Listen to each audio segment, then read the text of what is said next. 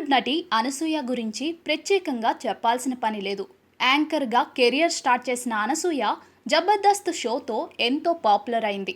తెలుగులో క్షణం మూవీలో అద్భుతంగా నటించి మెప్పించిన అనసూయ ఆ సినిమా తరువాత క్రియేటివ్ డైరెక్టర్ సుకుమార్ తెరకెక్కించిన రంగస్థలం సినిమాలో రంగమ్మత్తగా అద్భుతంగా నటించి మెప్పించింది.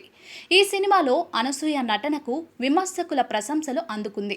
ఆ సినిమా తరువాత అనసూయకు వరుస సినిమా ఆఫర్స్ వచ్చాయి. వరుస సినిమాలలో నటిస్తూ అనసూయ నటిగా మంచి గుర్తింపు తెచ్చుకుంటుంది.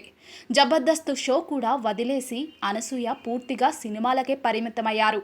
ప్రస్తుతం అనసూయ సుకుమార్ డైరెక్షన్లో వస్తున్న పుష్ప 2 సినిమాలో నటిస్తున్నారు. గతంలో బిగ్గెస్ట్ హిట్గా నిలిచిన పుష్ప సినిమాకు పుష్ప 2 సీక్వెల్గా తెరకెక్కింది.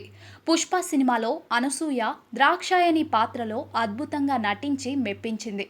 ఈ సినిమాలో అనసూయ సునీల్కు భార్యగా నటించింది.